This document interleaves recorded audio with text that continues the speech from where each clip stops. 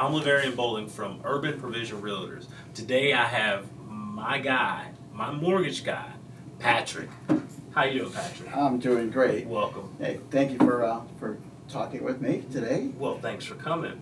So, As you a got some lender, questions? oh yeah, definitely. I have a lot of questions Okay. because the clients have questions, and of course, I come to a person like you for the answers.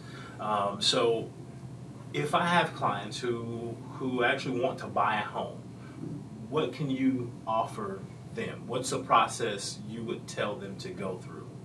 Pre-approval or something like that is. right. Well, one thing I'd love to do is actually get them as pre-approved as possible. Definitely, when you're approved, you pretty much have a property and you got everything connected to that property that's connected to the process of financing. So we'll get them as pre-approved as possible. One's called TBD, to be determined property. Okay.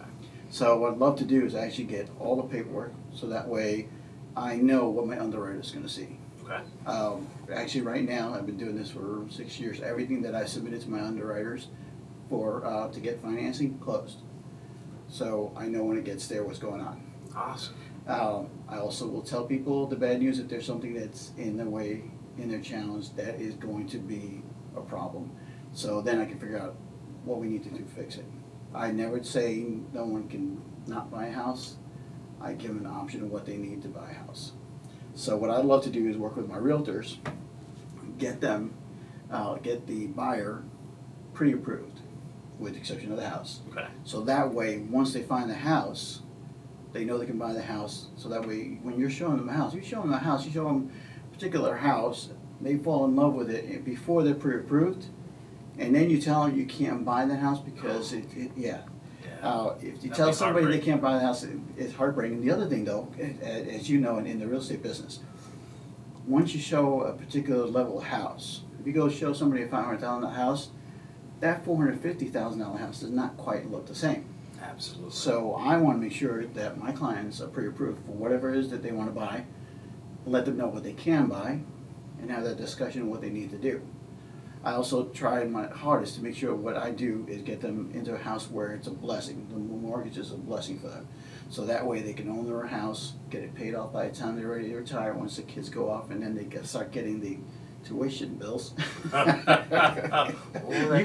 got 2 girls, right? Yeah. And I don't want those problems yet. Right. So you want to get rid of that mortgage before they go to college, so you can, at least, go out once in a while with your Right. wife. So that's my goal. And then I try to communicate very well with my clients. To give you an example, I did call one of my seller's agents. So I'm working with my client, working with my realtor, getting my buyers to their house. And I'm calling the listing agent. It's the agent who's selling the house every week, twice a week. And every time I call him, he goes, "What's wrong?"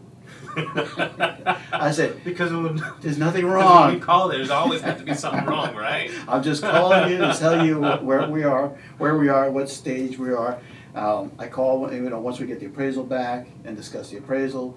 I call when we first get the contract from my listing agent. I call the listing agent and go over the contract, make sure we're understanding what's going to be done. And as a lender, I have a certain time frame to get them to financing. Okay. To get approved, get approved. So again, if I am pre-approved, getting to the approval process pretty much usually ends up waiting for the appraisal to get back. So that's what I love to do. And I love to communicate with my realtors to make sure they know that I everything's love going that fine. about you. I love that about you. Thanks. Now, some clients, when they come to us, the first thing they ask is, so what type of loan can I get approved for? And of course, I tell them the different types of loans. And of course, I learned this from you. We have different types of loans, so maybe you want to let the clients know, or the potential clients know, the types of loans that you can help them get approved for. Right. I mean, well, you have a series of loans. I mean, the basic larger categories. You're talking about conventional, and then you're talking VA for veterans, and then you have FHA for most times for first-time home buyers or people who have had a situation and then they're gonna get a new mortgage. FHA is very forgiving. Okay. VA is also very forgiving. VA is a guaranteed loan, so it helps the veterans. I love that, taking care of veterans. And a VA loan is an amazing product, an amazing tool to have a vet get into their property.